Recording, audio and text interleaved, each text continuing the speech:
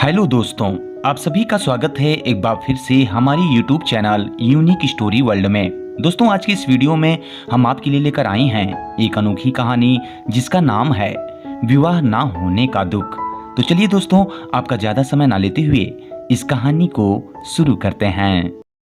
मेरा नाम शालिनी है, मैं 35 साल की हूँ और ये बात उन दिनों की है जब मैं 26 साल की थी।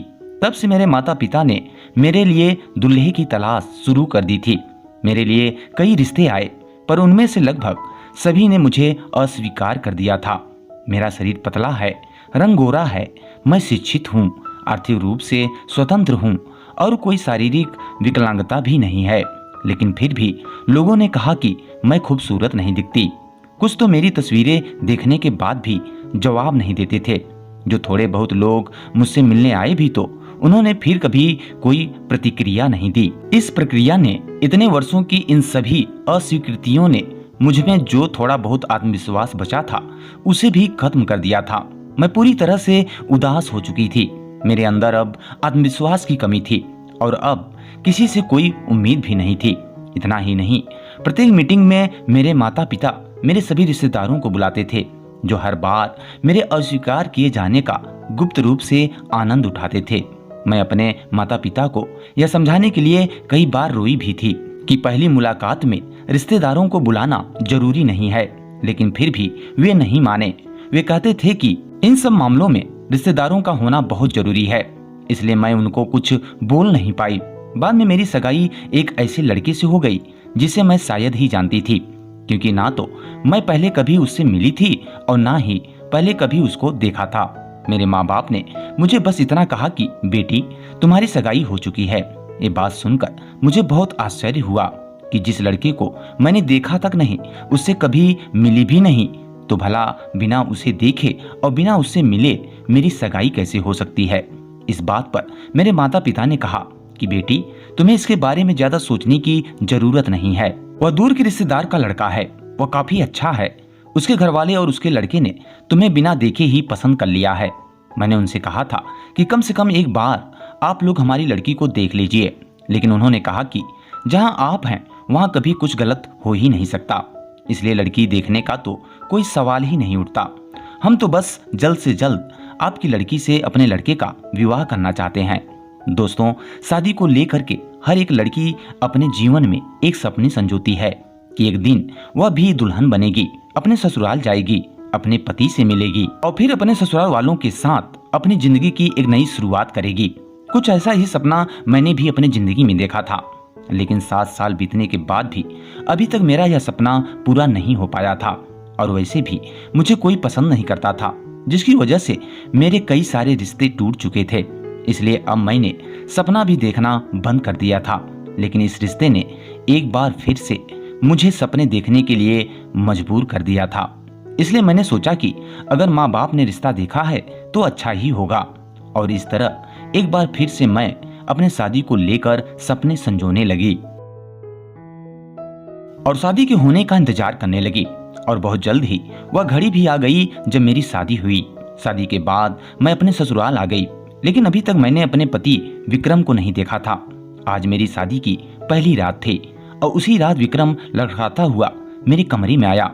मैंने महसूस किया कि उसने बहुत अधिक शराब पी रखी थी, जबकि मुझे शराबियों से बहुत सख्त नफरत थी। इसलिए मैंने उसे दूर झटक दिया, लेकिन वह मेरे साथ जबरदस्ती करने लगा और कहने लगा कि तुम मुझे पसंद नहीं हो। मैंने तुमसे शादी की क्योंकि उन्हें इस परिवार के लिए एक वंश चाहिए था जो मेरी पहली पत्नी मुझे ना दे सकी। और वैसे भी तुम भी इतने दिनों से कुंवारी ही बैठी हो, क्योंकि तुमसे तो कोई विवाह करना चाहता है नहीं। इसलिए मेरे पास आ जाओ, मैं तुम्हारे सारे अरमान पूरा कर दूंगा। विक्रम की ये सारी बातें सुनने के बाद मेरा गुस्सा 7वें आसमान पर था। इसलिए मैंने उसे एक जोर का थप्पड़ मारा और उसे धक्के देकर कमरे से बाहर निकाल दिया और दरवाजा बंद कर लिया। वह रात भर कमरे के बाहर नशे की हालत में लेटा रहा और इधर मैं, क्योंकि मुझे उनसे ये उम्मीद नहीं थी जो उन्होंने इस तरह के घटिया और शादीशुदा लड़के के साथ मेरी शादी करवा दी थी। सुबह हुई तो मैंने अपने सास ससुर को साफ साफ कह दिया कि मुझे यह रिश्ता मंजूर नहीं है और ना ही मैं आपके लड़के के साथ रह सकती हूँ, क्योंकि आप लोगों ने धोखे से मेरे साथ अपने लड़के की शादी की है और बहुत जल्द मैं डिवोर्स पेपर आपके घर भिजवा दूंगी। मेरे ससुराल वालों ने मुझे रोकने की बहुत कोशिश की, लेकिन मैं इतना कहकर अपने घर वापस आ गई। मेरे घर वालों ने मुझे बहुत समझाया, लेकिन मैंने हर किसी से लड़ा, क्योंकि किसी ने यह नहीं समझा कि एक व्यक्ति में एक अच्छे चरित्र का होना कितना महत्वपूर्ण होता है। और ये जानते हुए भी एक चरित्रहीन लड़के से मेरी शादी कर दी।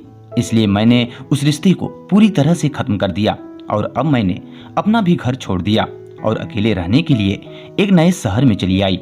मैंने अपने माता पिता से सख्ती से कहा कि वे मेरे लिए किसी लड़की की तलाश ना करें और अब मैं अरेंज मैरिज नहीं करूंगी। बहुत हो गया ये बकवास।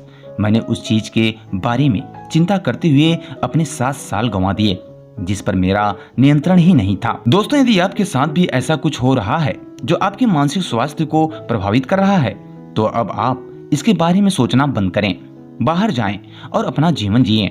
यदि ईश्वर चाहता है कि आप किसी से विवाह करें, तो वह किसी न किसी को आपके पास जरूर भेजेगा जो आपका सच्चा जीवन साथी होगा।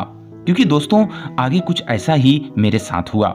जिस शहर में मैं रहती थी और जिस कंपनी में मैं काम करती थी, उसी कंपनी में रमेश नाम का एक लड़का काम करता था।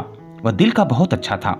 वह मुझसे सच्चा प्यार करता था और मैं उसे बहुत अच्छे से जानती भी थी। एक दिन उसने मुझसे कहा कि वह मुझे पसंद करता है और मुझसे शादी करना चाहता है। क्या तुम मुझसे शादी करोगी?